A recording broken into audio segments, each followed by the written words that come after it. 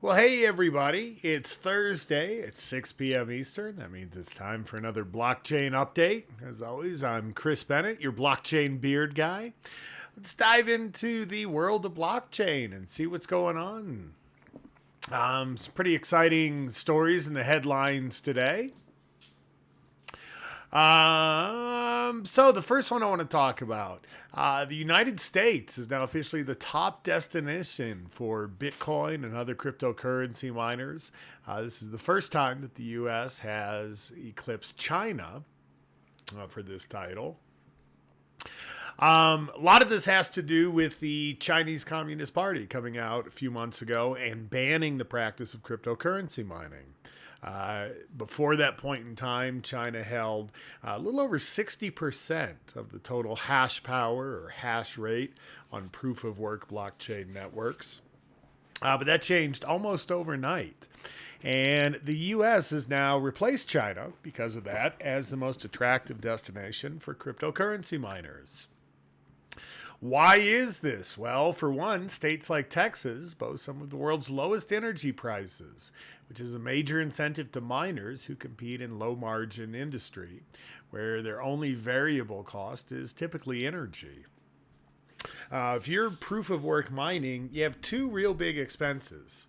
You have some very expensive mining hardware that you have to purchase, and then you have your electricity. And of course, the hardware is just a fixed one time cost, but the electricity is an ongoing cost. And so, like any smart business person, you're going to want to set up in whatever part of the world you can operate in where the costs of electricity are low. The article continues here. Washington State is a mecca for hydro-powered mining farms.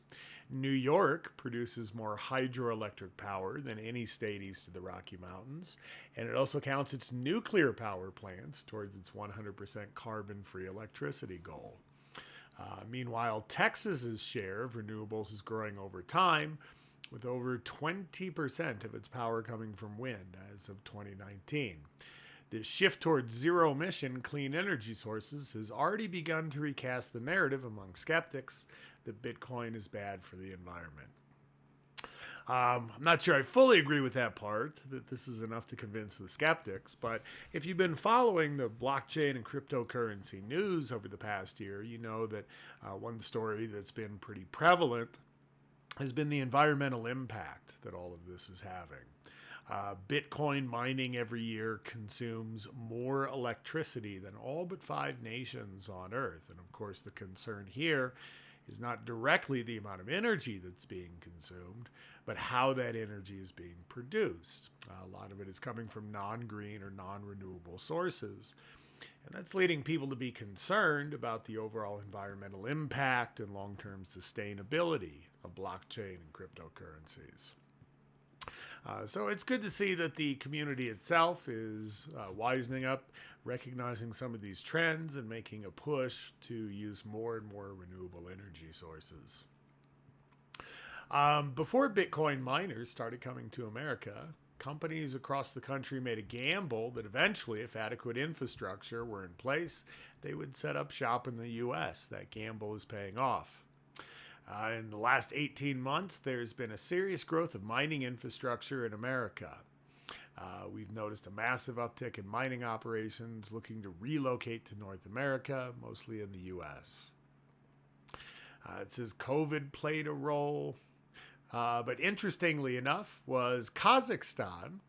Kazakhstan is just behind the U.S. in terms of its global Bitcoin mining market, with 18.1% of all crypto mining.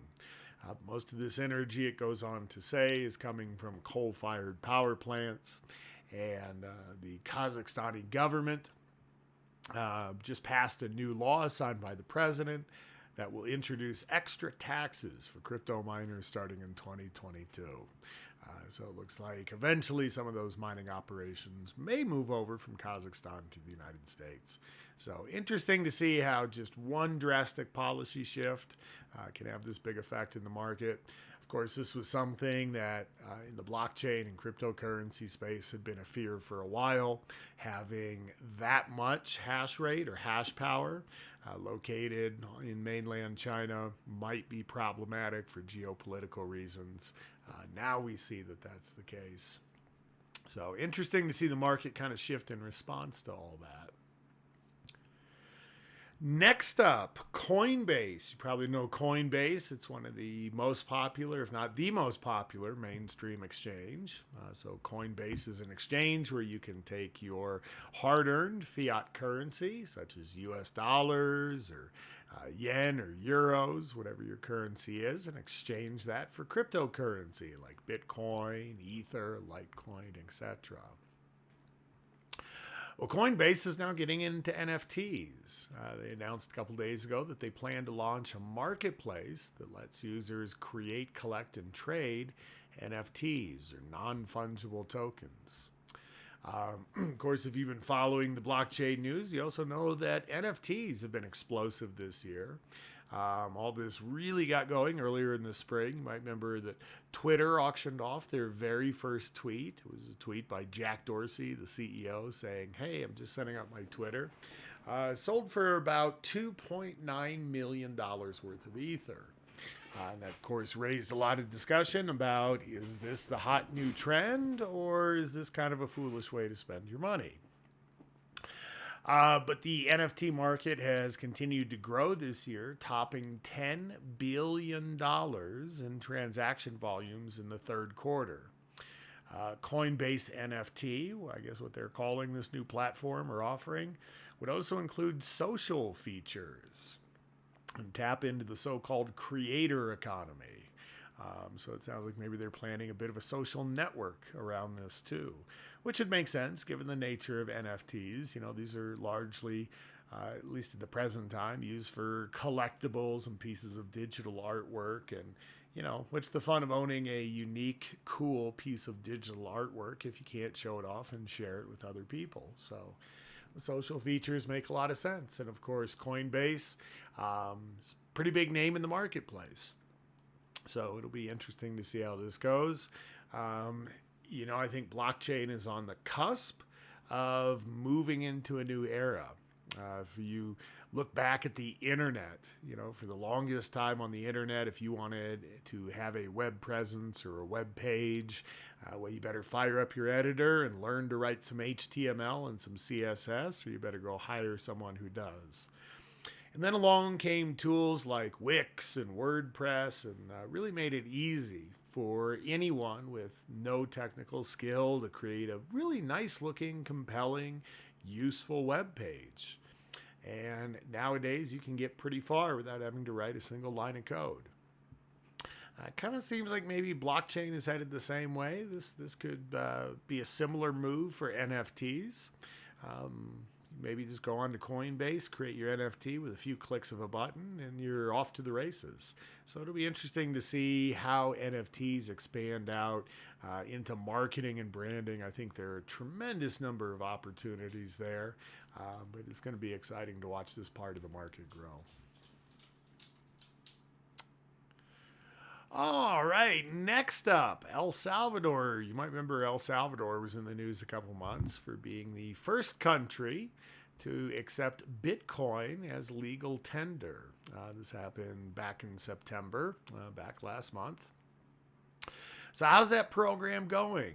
Well, this article says a growing number of El Salvadorians have experimented with Bitcoin since the country became the first to adopt it as legal tender last month, with a couple of $1 million sent daily by migrants using the cryptocurrency. But technical problems have plagued the government's cryptocurrency app. So the government's had a little bit of trouble rolling this out. This is kind of hurting adoption a bit and maybe leaving people with a bad taste in their mouth. One of those people is construction worker Alberto Galvez. He's 32 years old, and he says he lost $220 when trying to withdraw cash from the Chivo digital wallet. And the Chivo digital wallet is the cryptocurrency wallet that was created by the El Salvadorian government to help support this rollout. Galvez said, "It took my money but gave me nothing." This gentleman was attempting to move some of his Bitcoin from a wallet he already had into this wallet, this Chivo digital wallet, and it never made it there. He says he hasn't heard back from anyone after he filed complaints either. Others have also reported irregularities with transactions and attempts at identity theft. President Nayib Bukele has blamed high demand for the issues Galvez and others have faced. And I got to be honest with you, that sounds like a pretty weak excuse. That sounds pretty low effort. I don't think you can come out and say that your rollout was a failure because it was too popular. You should never, never, never be a victim of your own success. So I don't quite buy that excuse. Sounds like maybe they didn't plan this or take this as seriously as they could have. And now they're trying to blame the popularity of the program on their failure. Bukele, the president, has said that 3 million people have downloaded Chivo, some 500,000 more than initially targeted, and roughly half the country's population. In September, he said the wallet had 2.1 million active users. 1 month since launch, 12% of consumers have used the cryptocurrency. So that's kind of an interesting statistic there as well. Half of the nation's population has downloaded this wallet software, but only 12% of people have actually used it. It's only about 1 in 4 people who have downloaded this wallet software are actually using it for anything. And that's kind of interesting. Again, maybe it sounds like this whole, we failed because demand was higher than we expected is just a little bit of an excuse or shifting the blame. 93% of companies in El Salvador are reporting no Bitcoin payments. Quote, "We're still not sure what benefits the government expected," said Leonor Silva of the National Association of Private Enterprises, one of several business groups that remain skeptical about the rollout. And again, this sounds like maybe the government wasn't thinking about some basics. If you're going to roll out a new program like this, the messaging should be absolutely clear to everyone what the benefits are, why you're doing it, what benefits are, what goals we can set, how we can know whether we meet those goals or not. That's really what leadership at a national level is all about. So the fact that president of one of these large business groups says, hey, we're not even sure what value the government wants us to get out of this, sounds like maybe this might have just been hastily thrown together or not given quite the consideration it deserves, which is unfortunate. The article goes on to say the Bukele government hopes that 2.5 million Salvadorians living in the United States will eventually send remittances through Chivo. So far, Bitcoin ATMs to send remittances have been installed in Atlanta, Chicago, Houston, Los Angeles, and Bukele says around 2 million is being sent via Chivo daily. And this has been one of the great promises of blockchain and cryptocurrency for a while, making payment remittances a lot easier. Services like Western Union are essentially just legalized theft. If you send an electronic payment via Western Union, it can cost upwards of 20% of the amount of money that you're sending and take up to 36 hours to get there. And this is a digital transaction. Can you imagine if in the year 2021 you went to send an email and sending an email cost you $20 and the recipient of your email wouldn't get it for a day and a half? That would be absolutely unacceptable. But yet we let the payments remittance processors like Western Union get away with it. And really, they're just taking advantage of some of the most economically vulnerable people out there in the world. So I am not a fan of that line of business. So to see that this El Salvadorian Bitcoin solution can potentially help to alleviate some of those concerns, I think is great. Juan Mo is a construction worker who has lived in the U.S. since 2005, recently chose Chivo to send remittances home to his family, a decision he said saves him up to $18 when compared to traditional money transfer services. I'm definitely going to keep using it, he says. So, sounds like there's still a lot of potential here. I don't want to get too negative on what El Salvador is doing. First one to experiment with something like this is always going to figure out the goods and the bads and what works and what doesn't pretty early on. So hats off to El Salvador.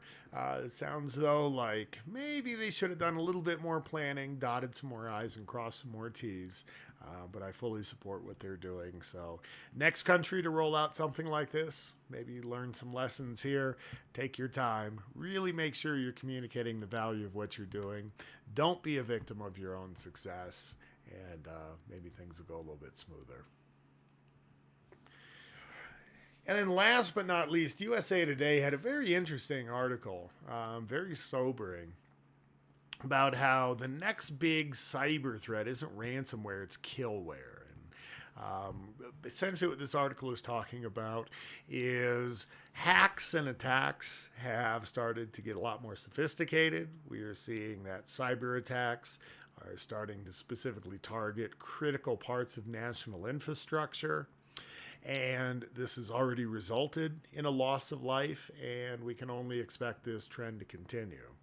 And for example, there was an attack that got thwarted back in the spring that would have poisoned the water supply for a municipal area in Florida.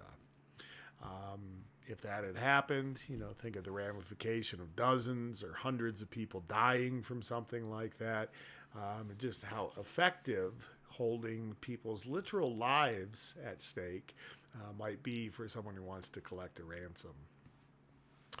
And of course, one big reason why so many critical parts of our infrastructure are at risk for something like this, both public and private infrastructure, is because most of what we build on is built on centralized infrastructure. Most of our technology is very, very centralized, and that poses a lot of risks. Centralization is incredibly efficient, and it's the reason we've been able to get to the point we have. But now that we start to have better alternatives, maybe we should start investigating them. You see, the risk of centralization, and if you watch this channel, you've heard me mention Willie Sutton a few times, is exactly what Willie Sutton, the famous bank robber, said. Willie Sutton, when arrested by the FBI, they asked him, "Why do you rob banks?" And he famously replied, "Because that's where the money is." If you put a lot of something that's valuable or attractive or vulnerable into one particular place, well, you make a pretty attractive target.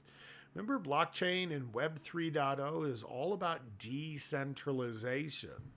How do we take these important things, the things that matter the most, and spread them out across the network? So if any one part of that network gets compromised or hacked, we're not giving away crucial data, or we're not giving up control of crucial assets. So these cyber attacks are starting to get pretty serious, and our mainstream media has done a pretty poor job keeping tabs on them and responsibly conveying the level of risk to citizens in this country and frankly around the world.